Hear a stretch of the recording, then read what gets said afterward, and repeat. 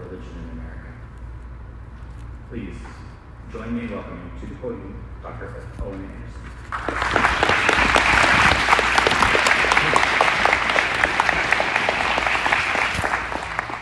Thank you. I'm gonna have to. This is kind of a low podium. Didn't notice that. But you can hear me okay? Thank you, Headmaster Goodrich, for having me speak tonight.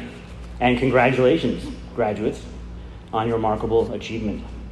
I'm honored to be here to speak with you. It's one of my favorite things to get to interact with Great Heart students.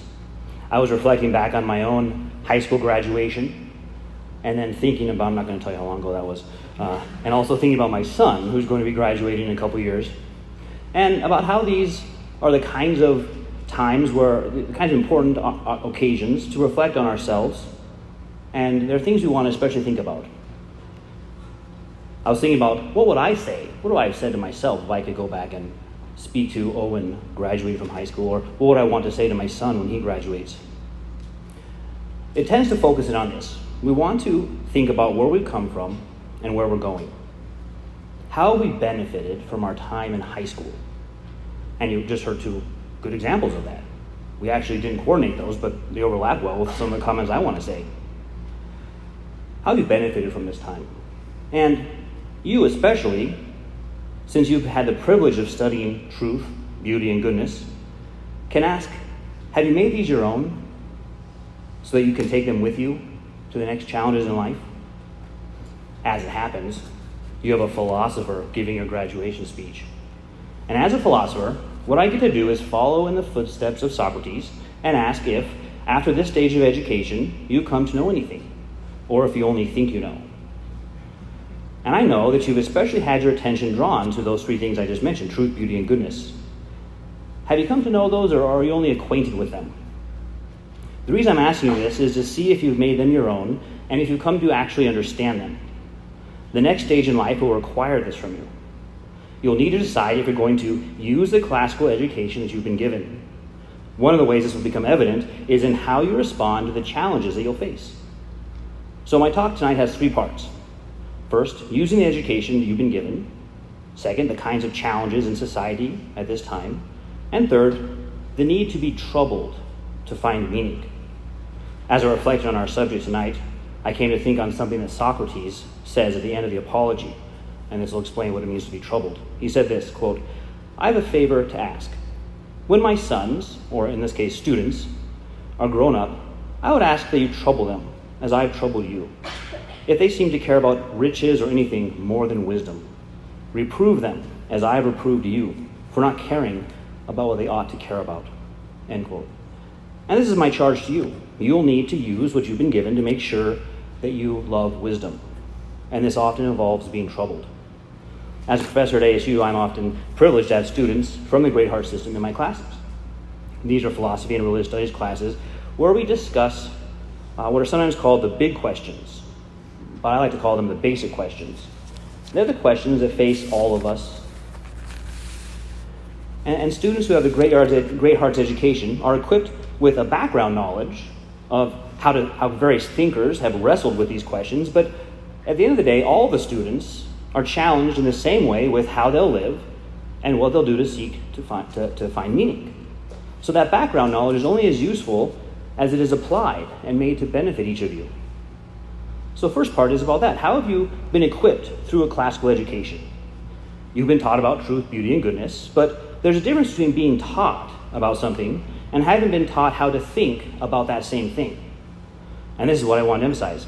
You have been taught how to think critically. It's not sufficient to be given information. You need to be able to think about that information. Presumably, a person could be taught all about truth, beauty, and goodness and not know how to think about them or how to apply those insights to their own life. Now, in my part of the world, education, critical thinking is a kind of buzzword. So we can even use that term and not really know what it means. Critical thinking means identifying assumptions and testing them for meaning. So the aim of critical thinking is understanding. Do you understand truth, beauty, and goodness? Or have you merely been taught about these things? Of course, that's not an absolute condition, so you can say, now I understand truth, I can move on to the next problem. But nor is it forever out of reach.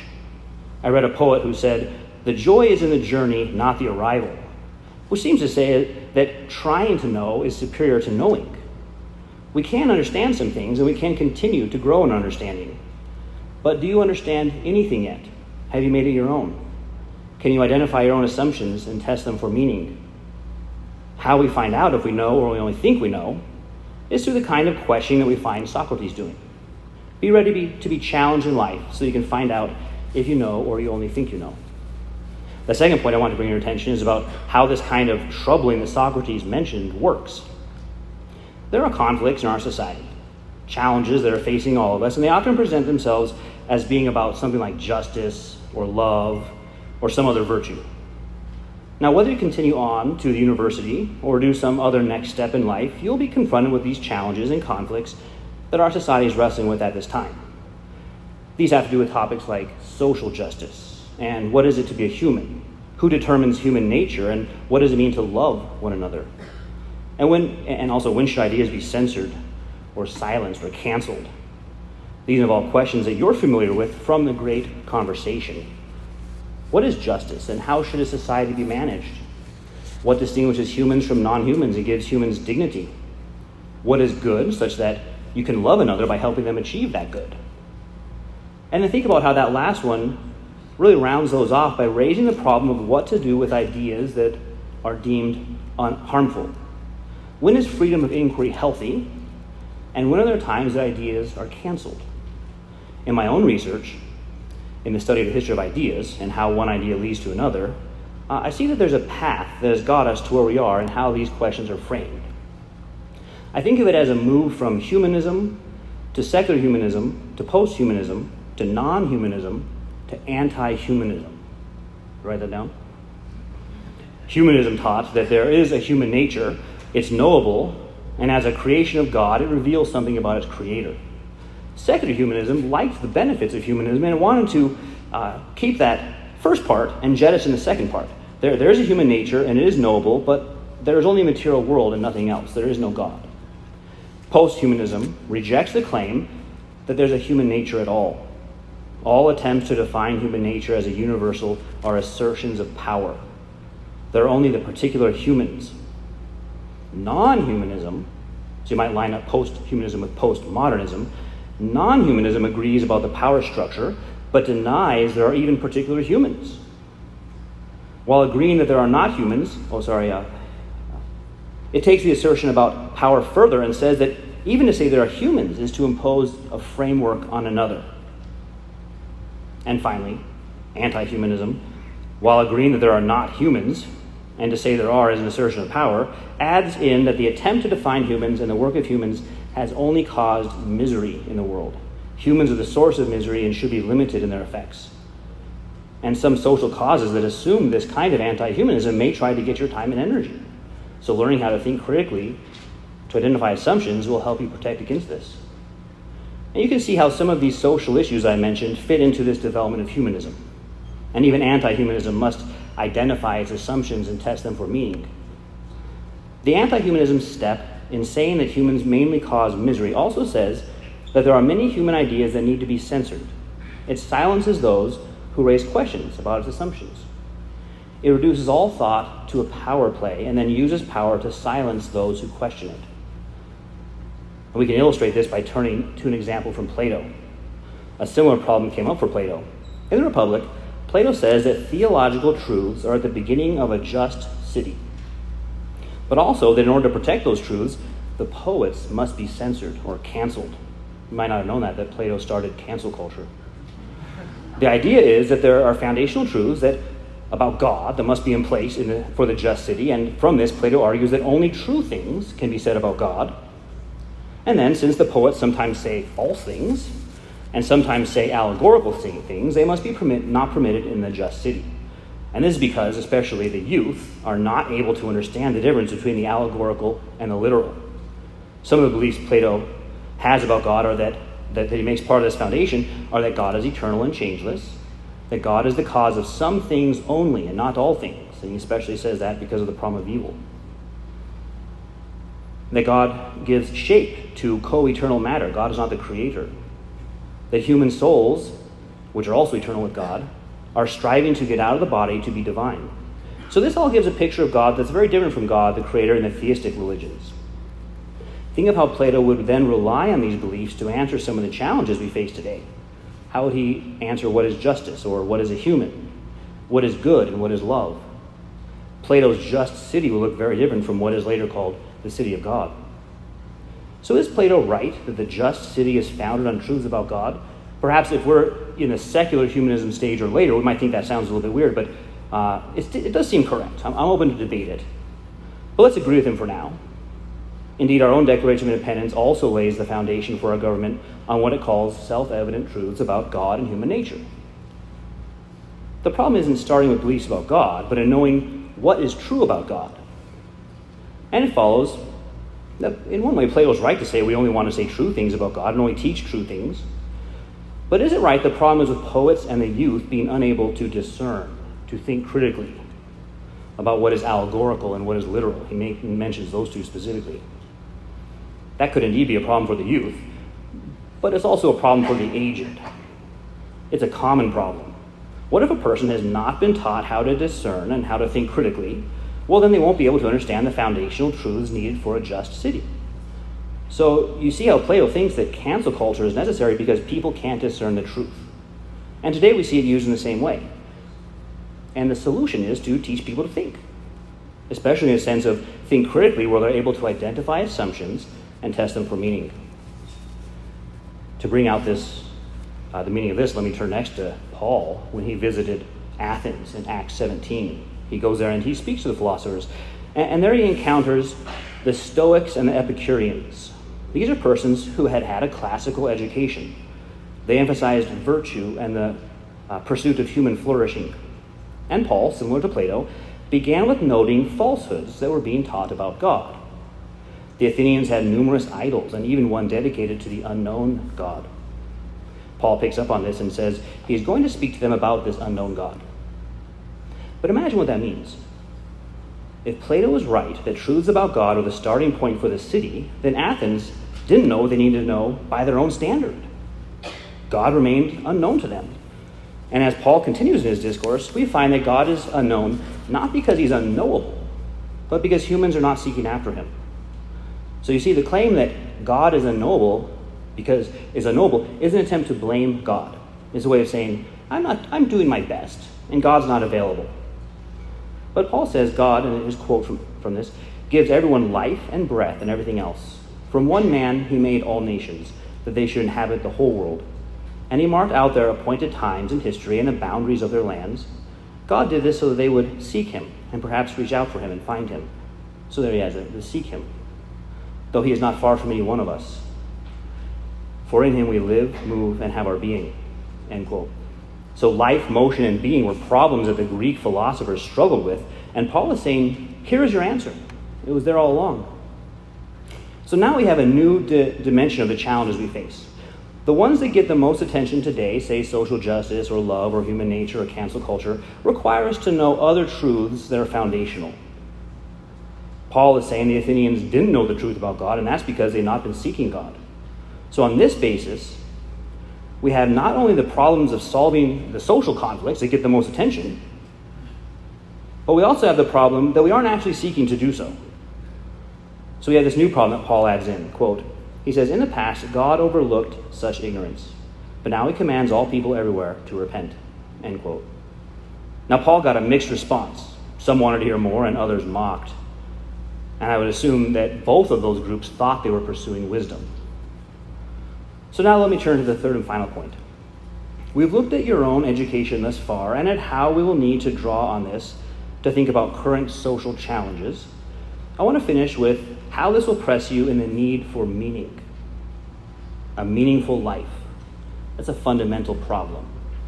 I don't know if you've ever seen a list of problems. Sometimes I'll ask my students, list out problems in order of importance, and they'll say things like food, water, clothing, and then things like friendship, relationships. But really, more basic than all those is the need for meaning. People push away food if their life is empty, right? They don't care to go on. So this is a problem that will face all of us. Socrates asked this for his own children. Question them in case it appears they love something more than wisdom. Trouble them. Imagine that in the will, right? Socrates' will for his kids. Trouble my kids. The Athenians, who claimed to be the city of wisdom, did not seek after God on their own account. They call it the unknown God. So think of the picture that gives us. It means we can think we're pursuing wisdom. We could be the city of wisdom itself on earth and not be seeking wisdom. We'll call that self-deception. It's possible to have an Athenian education, to believe you're pursuing wisdom and virtue, and you're not doing so. Now, I heard that two of your favorite senior readings were Macbeth and the brothers Karamazov. These are parts, there are parts of each of those that can illustrate this last point. I think of Macbeth, specifically his Tomorrow soliloquy. And he's really at the stage of nihilism. He failed to find meaning, and he can't blame anyone but himself. He met the challenges of life by making poor choice after poor choice. All of these reflecting his own lack of understanding what is good. And what comes out in this is that he ultimately blames God. God is the author of life, and Macbeth says life is a tale told by an idiot. It's full of sound and fury signifying nothing. He didn't understand from the beginning, and the events of the play reveal this about Macbeth. He hadn't made those things his own. Or remember Ivan and Smerdyakov. The third and final interview with Smerdyakov always stood out to me. Doesn't get enough attention. Smerdyakov says, quote, "If there is no everlasting God, there's no such thing as virtue." And Ivan asks, "Did you come to that yourself?" "With your guidance," Smerdyakov says. So Ivan was a kind of teacher, and he had a student, Smerdyakov. But because Ivan was not able to figure out the problem of evil, what occupies a large portion of the book, he was not able to help his student. So Ivan asked Smerdyakov, "So you believe in God now?" And he still doesn't. But that really isn't the question. From what we've seen in Plato and Paul, the question is, what do you believe about God now? Because two people could say, Plato and Paul could both affirm they believe in God, and they believe very different things about God. Has Smerdyakov used the suffering he's been through to think deeply, to make sure he's pursuing wisdom? It isn't sufficient to say you believe in God, since this term can have many different meanings.